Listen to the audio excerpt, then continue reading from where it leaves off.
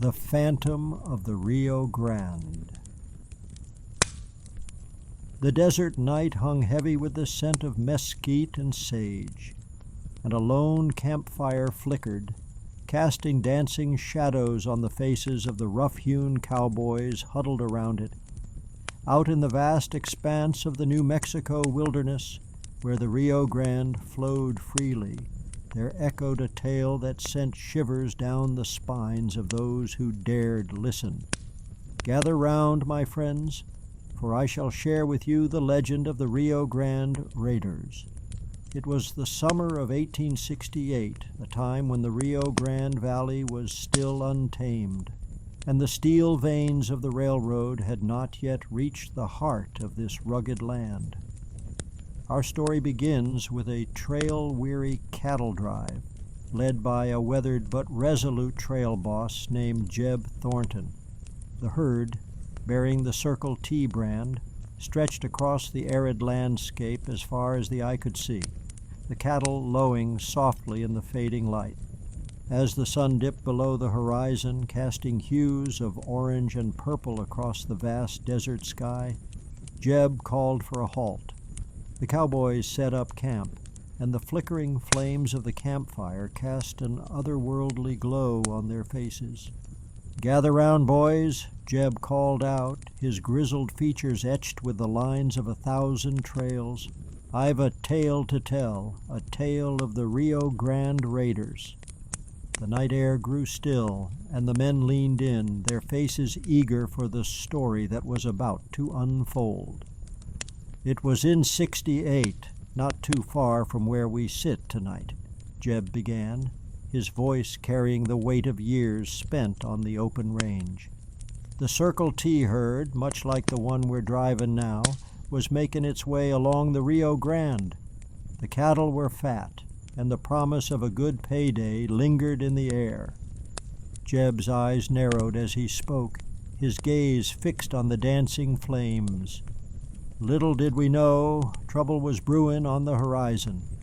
The Rio Grande Raiders, as they came to be known, were a ruthless gang of outlaws who preyed on unsuspecting trail herds. Led by a man known only as the Phantom, they struck like shadows in the night. The cowboys exchanged glances, their curiosity piqued by the ominous tale. "It was a moonless night, just like this one," Jeb continued, his voice low and gravelly. "We were camped near the river. The cattle settled in for the night.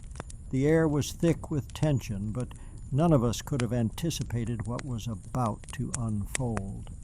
As Jeb spun his yarn, the desert wind whispered through the mesquite, adding an eerie backdrop to the tale.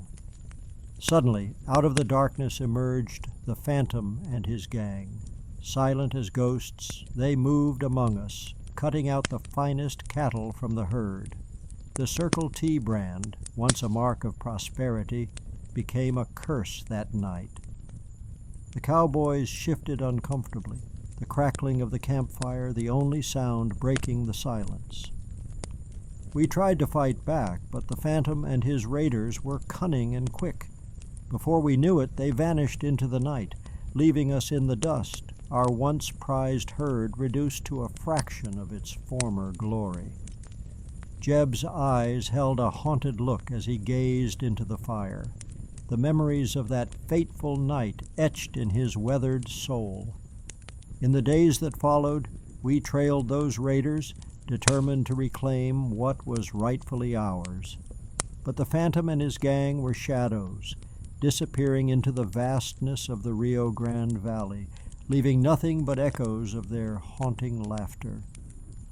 The cowboys sat in silence, the crackle of the campfire the only sound echoing through the desert night. "And so, my friends," Jeb concluded, his voice carrying a note of warning, "beware the Rio Grande Raiders, for even now, as we sit round this fire, they may be out there, waiting in the shadows to strike again." The flames flickered, casting long shadows that danced along the desert sand. The cowboys, their faces etched with a mixture of awe and trepidation, contemplated the tale of the Rio Grande Raiders as the night embraced the vast expanse of the New Mexico wilderness. And as the campfire burned low, the legend of the phantom and his gang lingered like a ghost on the trail, a cautionary whisper in the wind. Far into the rugged hills of New Mexico, where the Rio Grande cuts through the land like a silver serpent, there lay a hidden canyon, shrouded in mystery and danger. This was the secret hideout of the phantom and his band of outlaws, where they gathered to count their ill-gotten gains and revel in their lawless exploits. As the stolen cattle grazed contentedly in the moonlit valley below, the Phantom's gang celebrated their successful raid on the Circle T herd. The air was thick with the aroma of roasting meat and the sound of raucous laughter as the outlaws gathered round a crackling fire, their faces illuminated by the dancing flames. "Boys, we done it," declared the Phantom, raising a tin cup of whiskey high into the air. "Them Circle T boys ain't gonna know what hit 'em." His words were met with cheers and whoops of triumph as the outlaws passed around bottles of whiskey and plates piled high with grilled steak. The night echoed with the sound of fiddles and guitars as the gang sang rowdy ballads and danced beneath the star-studded sky. But amidst the revelry, a tension simmered beneath the surface, a rivalry as old as the West itself. It was no secret that the Phantom's second in command, a hot-headed gunslinger named Blackjack, harbored dreams of leading the gang himself.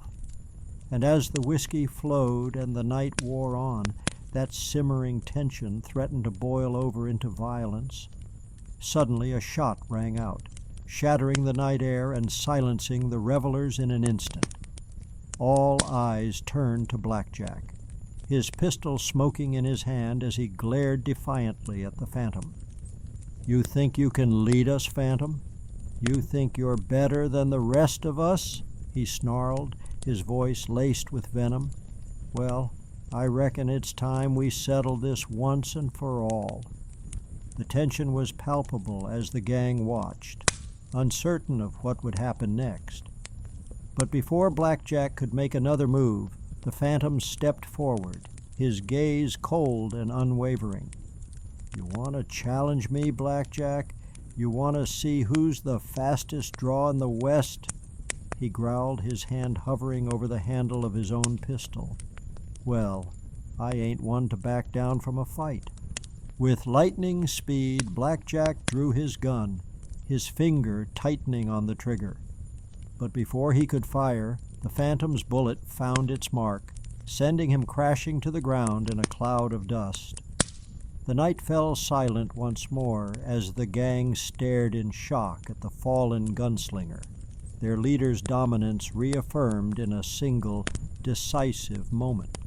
And as the first light of dawn crept over the horizon, the Phantom and his gang mounted their horses and rode off into the desert, leaving behind nothing but echoes of their laughter and the fading embers of their campfire.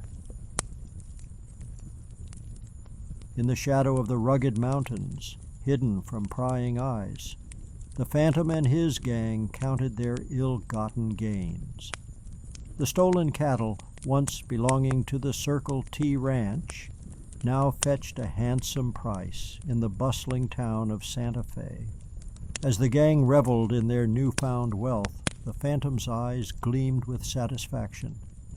"We done good, boys," he declared, his voice ringing out in the secluded canyon where they had made their camp. "Ain't nobody gonna catch us now." His words were met with cheers and laughter as the outlaws toasted their success with bottles of whiskey stolen from the local saloon. But little did they know that their days of lawlessness were numbered.